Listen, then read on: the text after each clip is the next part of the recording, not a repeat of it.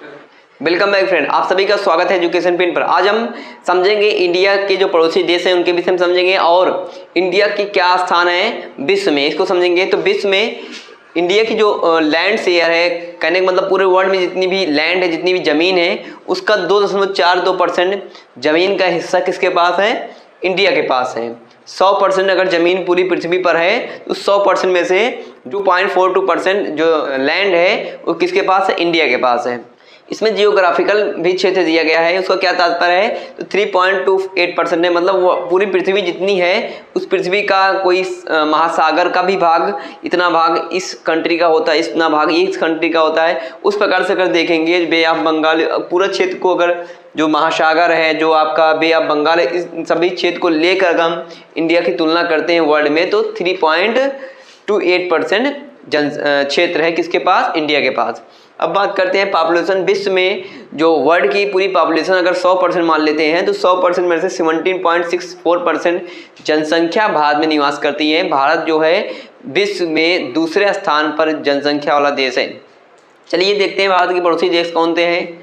India की neighbouring country है पाकिस्तान, अफगानिस्तान, बांग्लादेश। पाकिस्तान भी इसी से अलग हुआ है, तो पाकिस्तान, अफगानिस्तान और बांग्लादेश तीनों को एक साथ याद कर लेंगे। उसके बाद यहाँ चलते हैं चाइना, नेपाल, भूटान, तीन एक साथ है और एक ईस्ट में है आपका म्यांमार।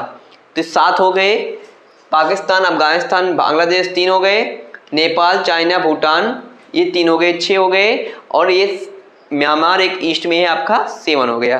तो 7 नेबरिंग कंट्री है, 7 पड़ोसी देश हैं इंडिया के जो ज़मीन या लैंड शेयर करते हैं एक दूसरे से। अब आगे देखते हैं जो इंडिया है, इंडिया की कुल लेंथ की बात करेंगे। अगर हम नॉर्थ से साउथ की तरफ या उत्तर से दक्षिण की तरफ कुल लंबाई इसकी है। एक ट्रिक मेरे पास है, अगर आप ध्यान समझ लेंगे तो आपको भूलेगा नहीं कभी दोबारा। तो जो आपका ट्रिक है, सबसे पहले लिखेंगे 4। क्या लिखेंगे? 4 लिखेंगे। उसके बाद क्या लिखेंगे? 1 2 3। कितना हो गया? 3214 किलोमीटर या 3214 किलोमीटर की जो लेंथ है वो नॉर्थ से साउथ है इंडिया की तरफ।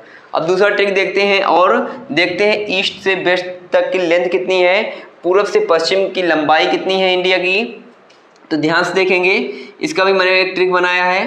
पहले आप लिखेंगे 3, फिर लिखेंगे 3 3 कितना होता है? 9। 3 कितनी बार है? 2 बार। कितना हो गया? 2933 किलोमीटर। तो 2933 किलोमीटर की लंबाई किसकी है? भारत की है, पूरब से पश्चिम तक की लंबाई। और एक बात हमेशा याद रखेंगे, इंडिया की जो नॉर्थ पोल है, यहाँ मतलब नॉर्थ ऊपर की दिशा में हमेशा कॉपी में नॉर्थ दिखाते हैं, उत्तरी दिशा होती है, नीचे की दिशा में दक्षिण होता है, साउथ, क्योंकि ऊपर आपका नॉर्थ पोल है, नीचे साउथ पोल है। और इस साइड में हमारा क्या हो जाता है? ईस्ट और वेस्ट, पूरब और पश्चिम।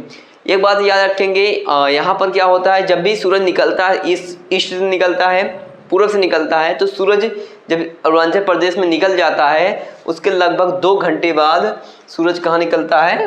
गुजरात में।